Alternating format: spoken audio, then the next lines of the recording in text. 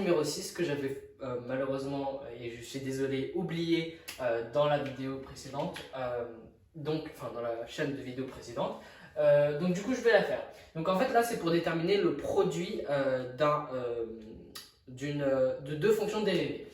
Donc soit u et v dérivables sur i, a appartenant à i, h étant pas égal à 0, avec a plus h appartenant à i, on va déterminer le taux de, les deux valeurs limites.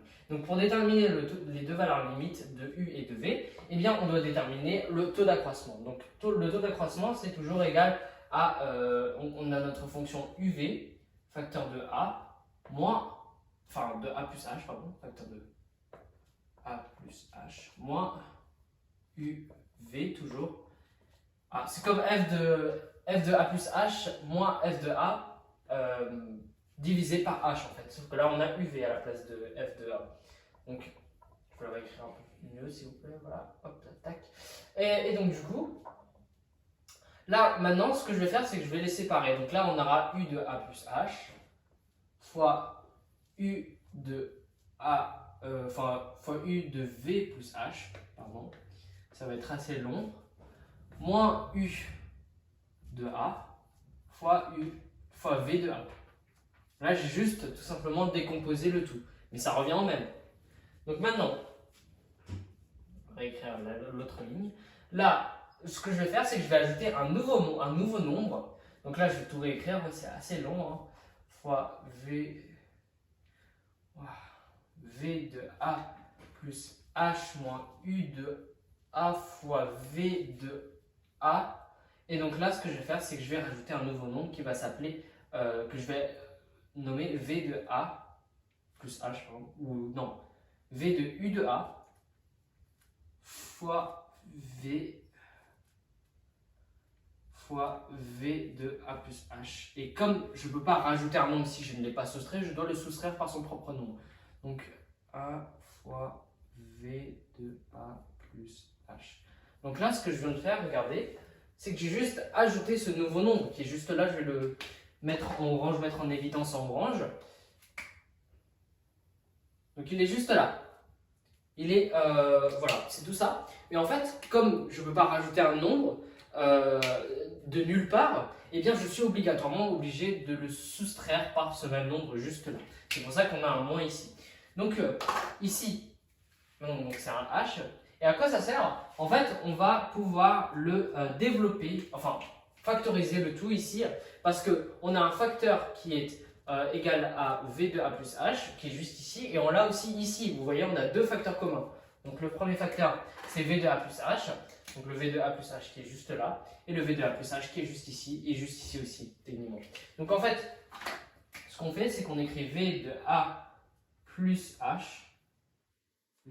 pardon, le tout facteur de u de a plus h moins u de a sur h, le tout moins, bah oui, parce qu'on a un moins qui est juste ici en fait, moins u de a, pardon, u de a, facteur de v de a plus h, moins v de a, tout sur h. Donc maintenant, à quoi ça sert d'avoir eu tout ça?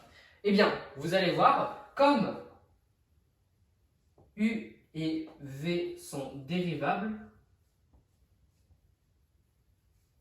on a, souvenez-vous de la formule de la limite, donc avec h qui tend vers 0, eh bien la limite oui, excusez-moi, je suis en train de regarder mes notes.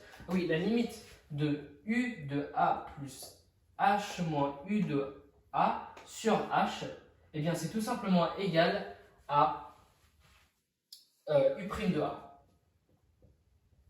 Et inversement, donc la limite de quand h tend vers 0 de v de a plus h moins v de a divisé par h, eh bien c'est aussi égal à v' de a. Donc là, j'ai déterminé les deux limites. Et vous les voyez, on les retrouve ici en fait, hein. Elles sont là, elles n'ont pas bougé. Donc maintenant qu'on a fait ça, qu'on a dit ceci, eh bien je vais remplacer tous mes termes, donc la limite du taux d'accroissement quand h tend vers 0, eh bien, on me donne tout simplement v de a plus h. Enfin, c'est la limite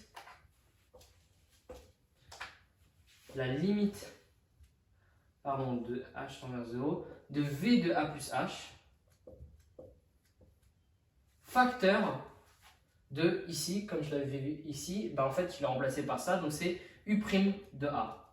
Donc u' de a moins la limite de h quand il tend vers 0 de u de a facteur de v' de a. Et donc là, donc ça c'est ultra simple, hein, c'est juste, je viens juste de remplacer les termes et je viens de rajouter la limite. Donc en fait là c'est la valeur limite.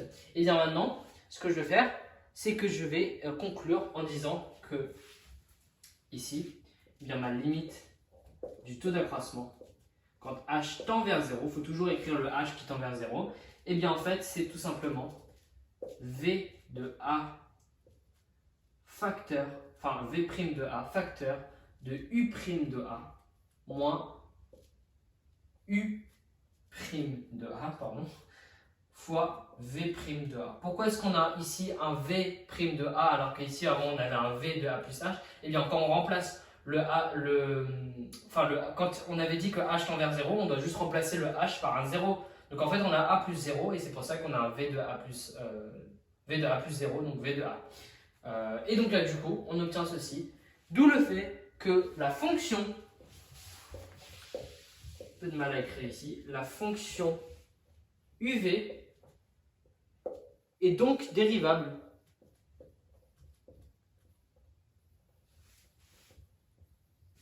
pour toute valeur de a, pour tout a, en fait, je vais juste mettre pour tout a, pour tout a appartenant à R, oui, et uv' de a qui est égal à tout ceci, donc u' de a fois v de a moins moins v' de a fois u de a. Donc la fonction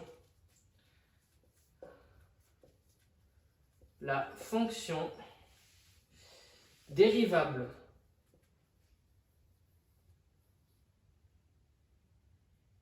dérivée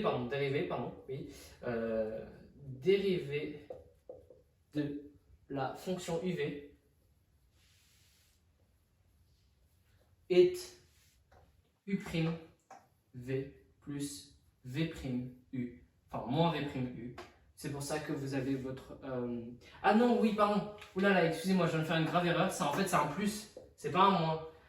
C'est pour l'autre, c'est pour la fraction que j'avais un plus ici. Non, c'est un moins en fait, parce qu'on a un moins qui... Le moins, il est juste là en fait. Hein. C'est pas ce moins-là, c'est juste ce moins-là.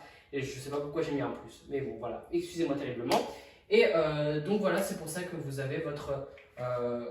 dans votre tableau, que j'avais expliqué dans la vidéo sur la dérivation partie 2, il me semble, on a u'v plus v' u. C'est QFD.